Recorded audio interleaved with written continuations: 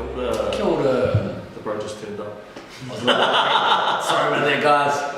But now we're here. Yeah. We're going to be talking about fats and the ketogenic diet. Yeah. Right.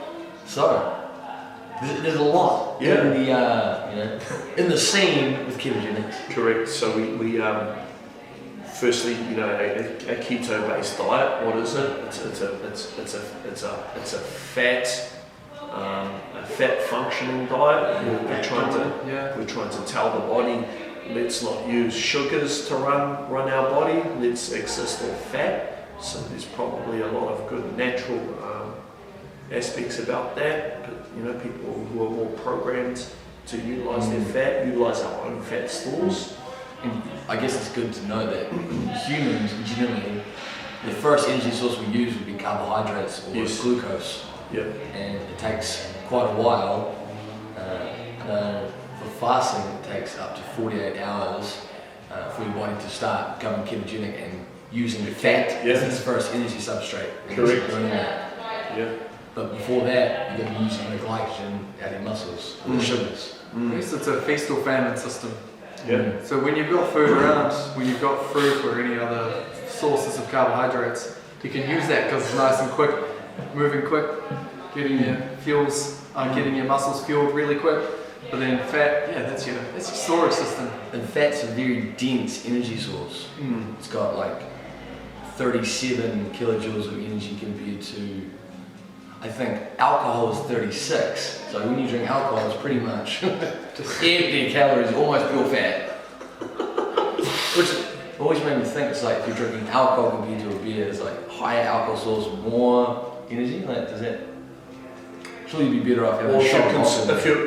True, but if you're consuming if you're consuming similar total alcohol plus loads of Coke in the form of rum and Cokes, right? If I'm having beers, 500 mils of pure alcohol, right, plus 2 liters of Coke, or just 500 mils of alcohol, it's less. Bro, you just got to drink like the Russians in the cold, ketogenically.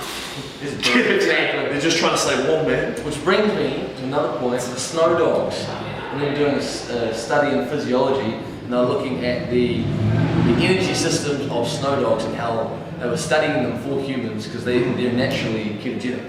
They burn fat as their first energy source. Well, they also don't eat any carbs. What animals, like at least the different adaptive species as well, they only eating protein and fat. So we would basically say that they are. There are examples of humans that are only ketogenic as well. Yeah. For example, I've said it a million times. Naturally. Inuits. They live off seal blubber. What's up, Issa? Well, there's that. They live off seal blubber, right? Yeah. And then you would also say, debatably, Northern European nations, such as like people who are like Swedes and Finnish, living off preserved foods or a diet extremely rich in oily fish, some dairy fish. So society as a whole, like many of our societies have existed. And we wouldn't call it a ketogenic diet. This will segue nicely into it. We would say it's a high-fat, high-protein diet. Our ketone bodies, or the aspect which allows our body to exist of using fat as our energy system, is active. It's like turning the switch on, boom, we're burning fat. But we get lots of protein in as well.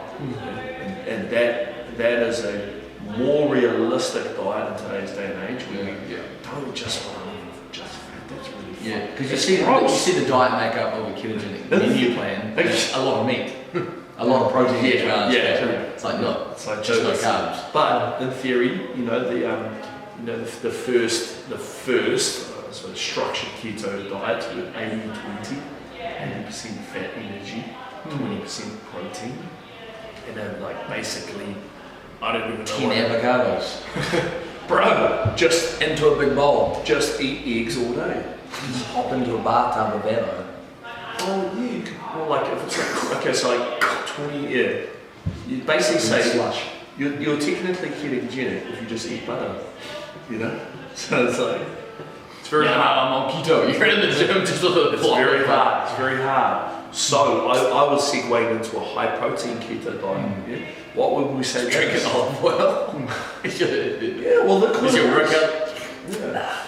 You know, before we could even call it, the Atkins diet. It's effectively what Atkins was promoting. And now the irony is there was a lot of outrage about his diet, whereas now it's coming back like, it was actually right. Yeah, he was. Because he's in the old studies and because he chose physiologically actually kind of makes sense. Because he actually suggested good sources of fats and proteins as well as the origin. It is also challenging coexisting with these diets when we have a lot of information conflict and granted, the reason we're here talking about the fat and the keto is for insulin resistance, our overweight populations, and our Māori and Pacific sensitive populations, which they are. Okay, so so it is becoming a topic of interest for a lot of Māori Pacific people, and I understand why. Diabetes, man. It's massive. It's a third of the world's medical costs. Yes, pretty brutal. It's growing too. It's not just it's going to grow. Yeah. But because there's so much shit in the supermarkets. They stick to the outside lanes. Yeah, even then. So let's remain on task. Remember, guys, the keto diet. It's effectively a fat dominant diet. It's turning our body into a fat operating system. Fat burning machine. You can, once you have a handle on it, or as a bridging mechanism, I would say I would suggest what we call high protein keto with some slow carbs. Let's bridge ourselves into it. What the ratio then? Yeah. 7-2 to 1. I think for people who are very fresh to it, it's like breaking. I'd even break it into thirds. I would go a third protein, a third fat, a third slow carb in terms of content and energy, because I think it's really hard for people who have years of habits of tragic or very bad diet and education to just go, let's do this, because they're the same people who are doing your 8-week challenges and your fat diet, B, C, D, E, and so on. The quick attack. Yes. Not that easy. It needs to be a lifestyle change. It's really hard. And it goes deeper because for all the macronutrients, carb, fat, protein, you've got good fats and bad fats. Correct. So you've got terrible carbohydrates in the form of Pop-Tarts. You've got good carbohydrates in the form of fruits and vegetables. So you've got to find the balance. Correct. And you can go deeper with it. I guess see previous podcasts on more on those topics. And this Big Mac's got 30 grams of saturated fat, and the Hamiora brothers said it was all good. Go on keto, man. It's like It's also the carbohydrates in there. We'll say that's the reason. you need some good. So there's brioche buns. Damn it. There are many roads to the same kind of location, Yeah. and there's always going to be individual variants on certain things. We're all going to have different sensitivities. I know I'm sweet as on dairy. I eat shitloads of it. I'm great, fine. I know many people aren't. Not so much. Yeah. I can get away with a little bit of dairy, but not much. And I also know that let's look at our other common allergens. A lot of people are sensitive to nuts. A lot of people are sensitive to eggs. Fucking hell. A lot of people are sensitive to eggs as well. So there are some common allergens as well. You're going to have to adapt. Gluten? Yeah. Gluten clogs a lot of people up big time. Yeah. And it's very interesting to see the level of allergens and gluten intolerance and lactose intolerance just start to skyrocket. It's much more common than what it used to be.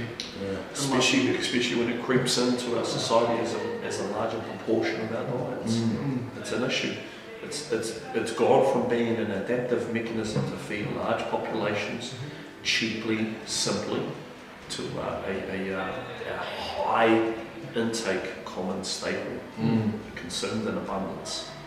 It's a good way to keep a population sick and wanting more. Oh, you know, even the bread, A lot of money. even the bread that they ate hundreds of years ago was much better than the bread we eat today. Oh, just go to like France and stuff, and the way that they cook bread is way different to the way that we cook bread over here. Slow raising, yeah, or natural raising, you know, such as your sourdoughs, natural yeast, locally milled flour. What do we eat now? Flour that's been mass produced in a factory that's white, that's devoid of any other Chewy and stretchy, lasts forever. fast yeast. Our flour could be a year old before it's actually been shipped and used and turned into bread. By the time it's been milled, processed, stored, Does flour chucked have on a preservatives in it? I'm not 100% sure, bro. I thought it was just an extremely refined form of Pretty much. Anyway, we'll leave it there. Keto, high protein keto, considering the slow carb. Be mindful of that balance. It's all for control and weight loss. Yeah. Find a way to make it sustainable. Ease yourself into it. It is a better system. It does help with insulin resistance. Just be careful about being extreme on it, dogmatic, and recognizing good versus bad fats. It can take a while eating that diet for the body to start to realise, okay, I'm going to use fat as the first energy source the whole growth. Especially when you've been so dependent on carbohydrates your whole life. But there's going to be a great win just off the bat by 2 weeks. dropping those. Well, the first one Takes a while. is dropping those bad sugars is going to be your biggest win. Yeah. That's going to be the biggest win. Which is going to be hard. And I would You've even been eating a lot of bad say- sugars. Yeah, Right. yeah. And debatably, the other problem is going to be increasing good proteins, supporting whatever muscle you have. Eggs and bacon for every meal. You probably could. Yeah. Oh, it's a better sauce than cereal and toast for breakfast. Right, the breakfast meal is just the best for every meal, eh? I could have breakfast at every meal. All right, over and out.